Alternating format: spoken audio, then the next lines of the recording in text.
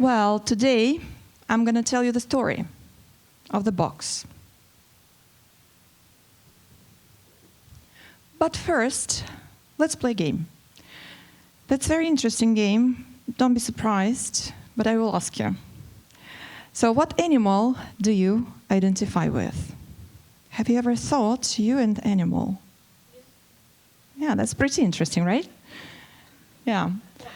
Okay. Okay, so people say it helps to present yourself in the society, you know? Because, yeah. I had this interesting task recently. Wow. How many variants? I see you like that. Okay. Well, I had this interesting task to ask for associations of me from different people. And you know what? Everybody called me, guess which animal?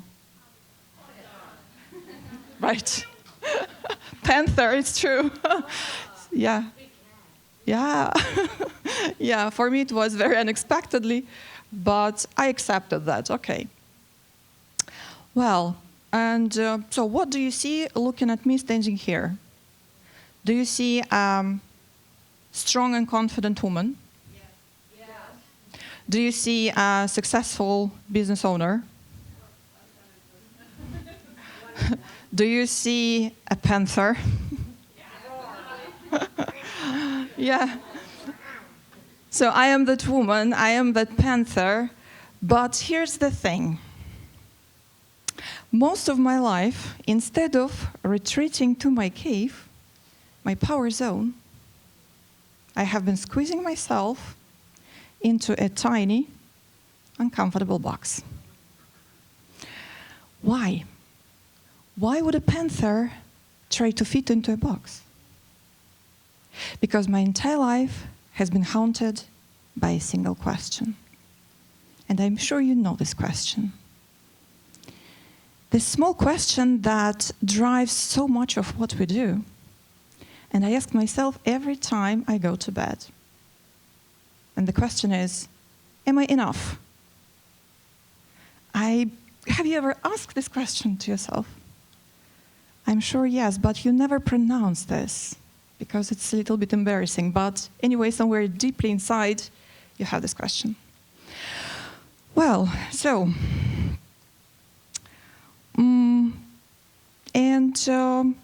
for me, it started in my childhood with my creativity.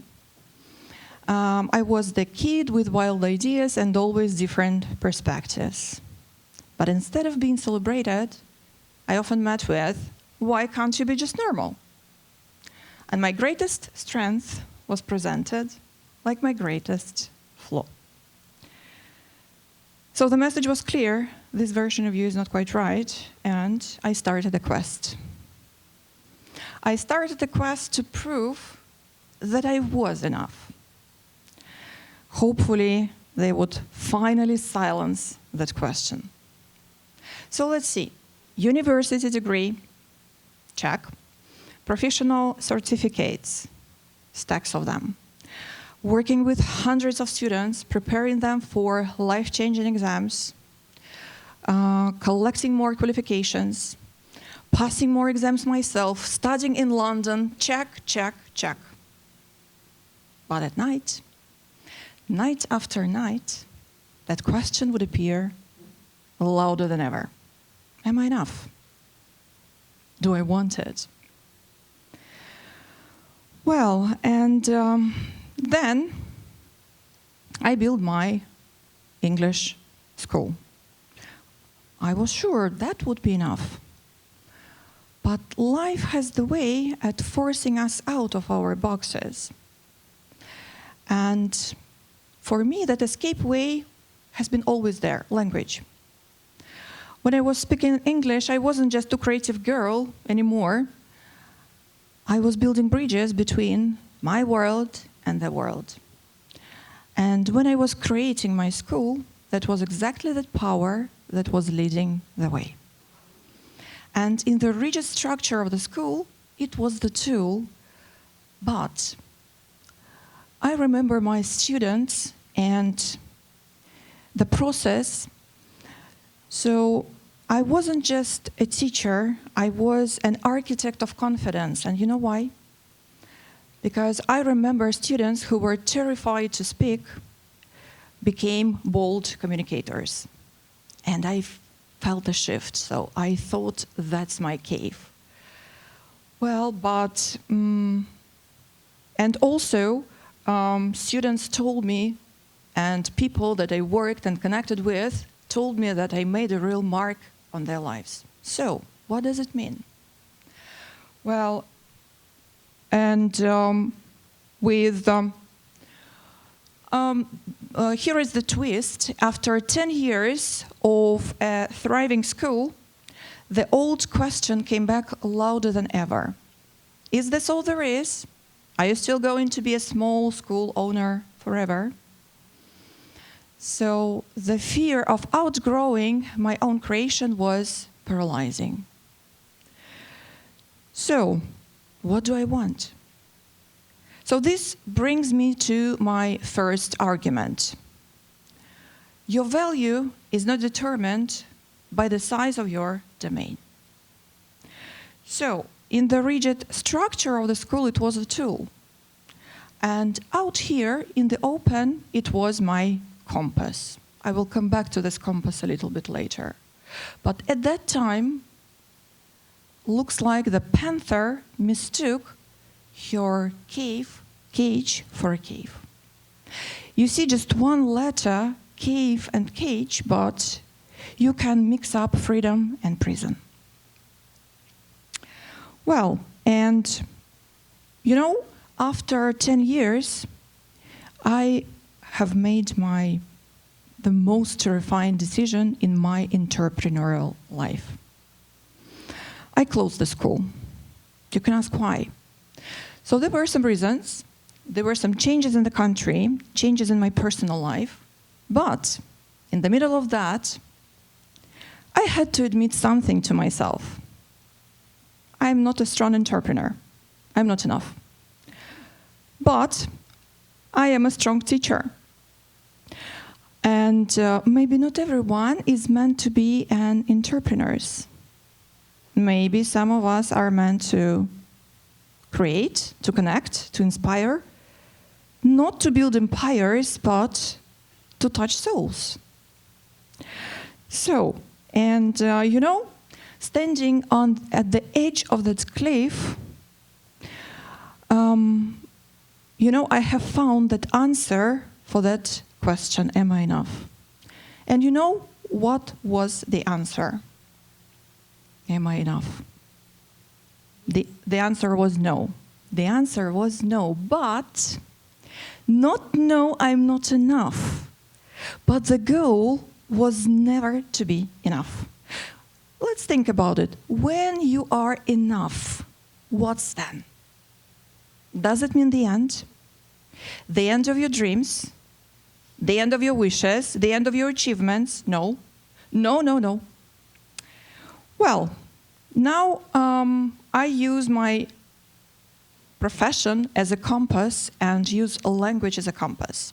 Because I have students now, mostly from 30 to 50, who have spent lives of taking care of everyone else. And I create for them a space, and space for their strengths, to remember about their opportunities, and to remember the truth that everything is just the beginning. So I'm a good motivator. And for younger ones, I am a good role model and a good supporter. So, Anna Freud once said, I was always looking outside myself for strength and confidence, but it comes from within. It is there all the time. And I fully agree with that. I was trying to find validation for my next milestone, my next achievement, but the question, am I enough, wasn't being asked by the world. I was asking it myself, and I was the only one who could answer it. Well, and as I said, I found that answer, but it's a very interesting answer. I asked myself again this January, what do I want? You will hear this question again, not on one, sometimes. Well, and I decided to make a vision board. Do you know what is a vision board? Have you ever tried to make it? Yeah. Does it work for you? No. Okay. I will surprise you now. Do you want? Are you ready for the surprise? Yeah. Okay. Okay, so I have made this vision board. Wow. I'm a little bit embarrassed to show because now you know about me everything. So yeah, but look at this picture. You see the woman with a microphone standing on the stage. Singing. No, speaking, as I understood later. And the audience applauding.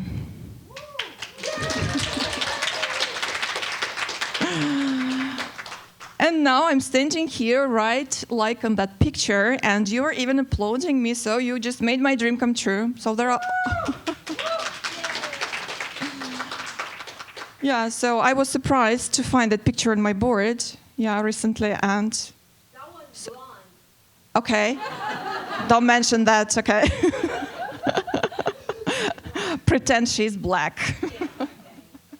Well, so... I will ask you again. So what do you see in me? Do you see a successful businesswoman? Maybe. Yeah, maybe. So do you see a panther? I hope so. But more importantly, what do you see in yourself? And I offer you to stop asking yourself permission to be who you are. And instead of asking that question, am I enough? Replace this question into the question that will set you free. What do I want? I think this question is better. Well, I want to tell you about this box. So what about this box? It's standing on the stage all this time. So what about this box?